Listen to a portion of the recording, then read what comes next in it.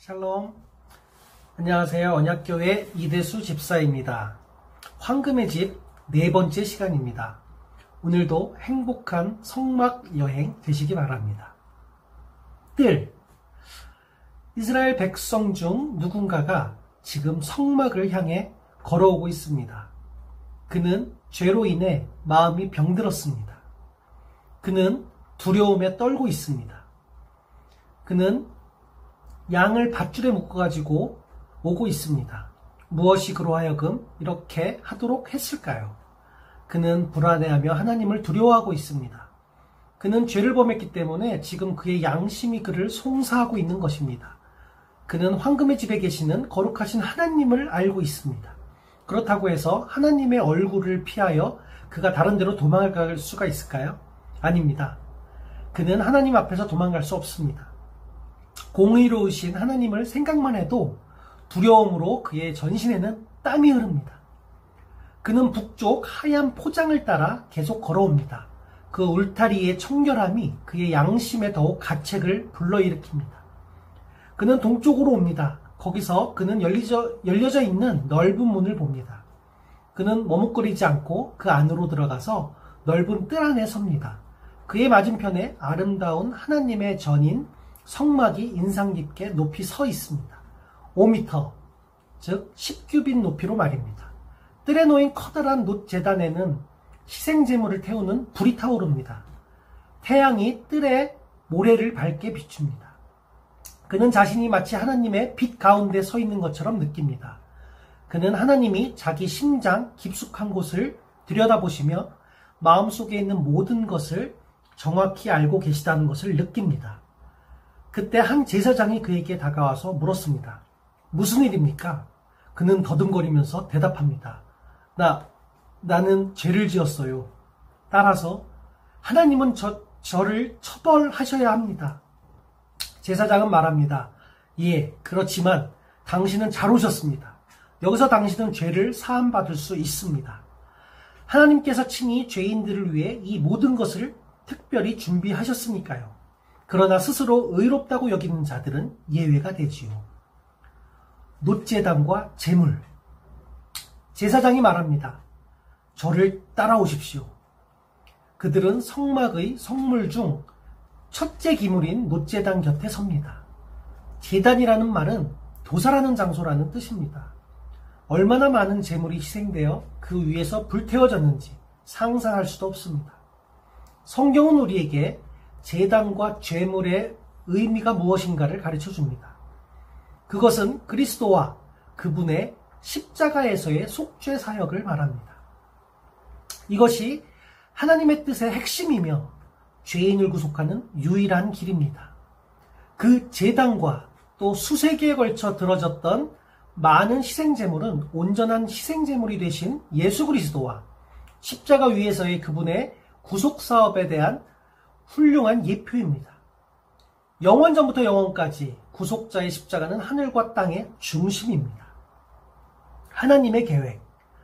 하나님은 그의 피조물들이 어떻게 될 것인지 이미 알고 계셨습니다.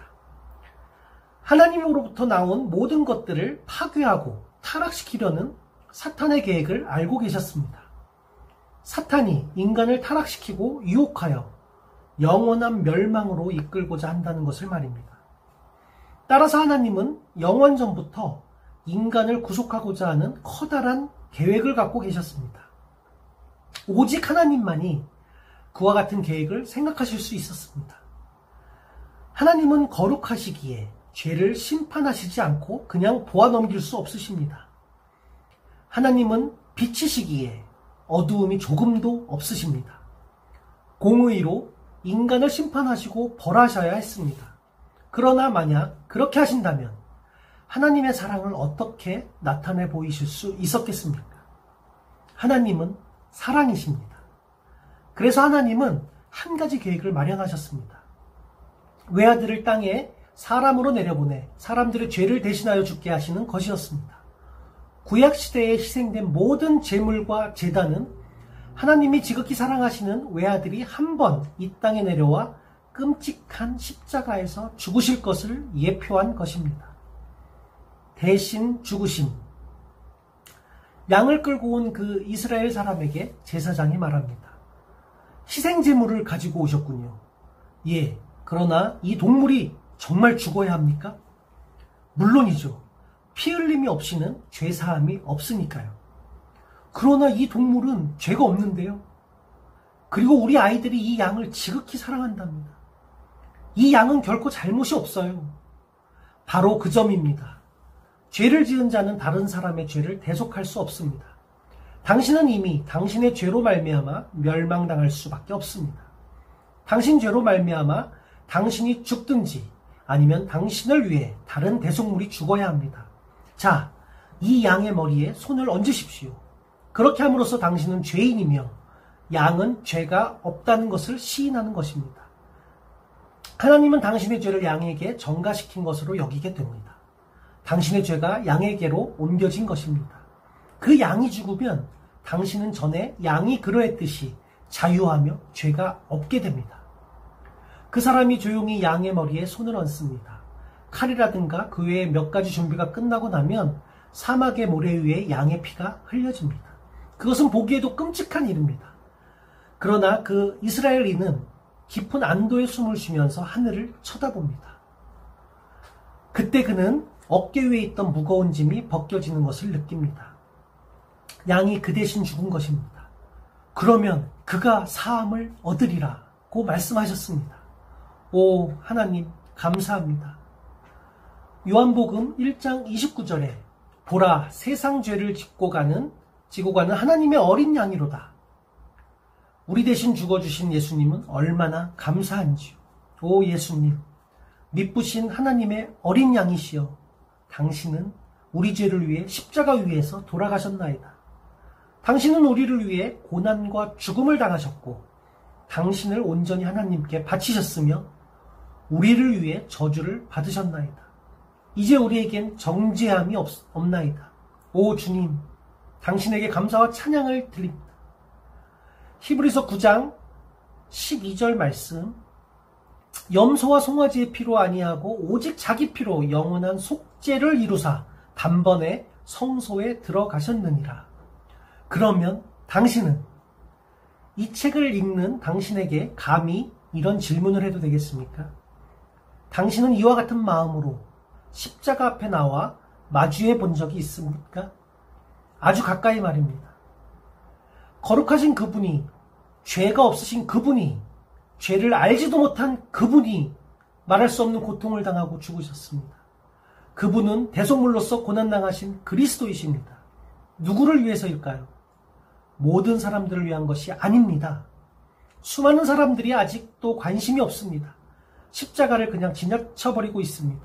그들은 단지 습관적으로 죄 가운데서 흥청거리며 살아가고 있거나 고상하게 살아보려고 애쓰는 정도입니다. 그러나 그들은 자신을 위해 죽어주신 그분을 믿지 않은 채 살다가 마침내는 죽은 후 영원히 멸망하게 됩니다. 또 어떤 사람들은 그리스도를 쳐다보기도 하고 매력을 느껴 접근해 보기도 하지만, 그러나 그 이스라엘인이 자기가 죄인임을 알고 하나님 앞에 나왔던 것처럼 한 번도 진지하게 하나님 앞에 나와 본 적이 없기에 역시 멸망당할 수밖에 없습니다. 그리스도께서는 하나님의 어린 양 위에 안수한 모든 자들을 위해 죽으셨습니다. 당신도 역시 그렇게 안수하실 수 있습니다. 두 손을 모으고 자기에 달리신 분들에게 조용히 말씀하시는 것입니다. 저는 죄를 지었습니다. 십자가에 죽어야 마땅한 것은 바로 저입니다. 주 예수님께서 저를 대신해 죽어주셨단 말입니까? 그러고 나서 당신의 모은 손을 하늘을 향해 들고 이렇게 말씀하십시오. 하나님 아버지 감사합니다. 저는 당신의 아드님이 행하신 일을 믿습니다. 그분이 십자가에서 이루신 모든 일을 주 예수님 감사합니다. 그 순간에 하나님은 예수 그리스도의 보혈로 당신의 모든 죄를 씻어주십니다. 당신은 죄에서 영원히 벗어나게 됩니다. 영원히 자유하게 됩니다. 십자가에 달리신 예수님을 찬양합니다. 율법이 나를 정죄할 수 있을까요? 결코 그럴 수 없습니다. 그리스도께서 나를 대신하여 저주를 받으셨습니다. 그리스도께서는 나를 위해 갈보리에서 죽으셨습니다. 죄와 죽음으로부터 나는 자유합니다. 그리스도께서 나에게 생명을 주셨습니다. 아멘. 할렐루야.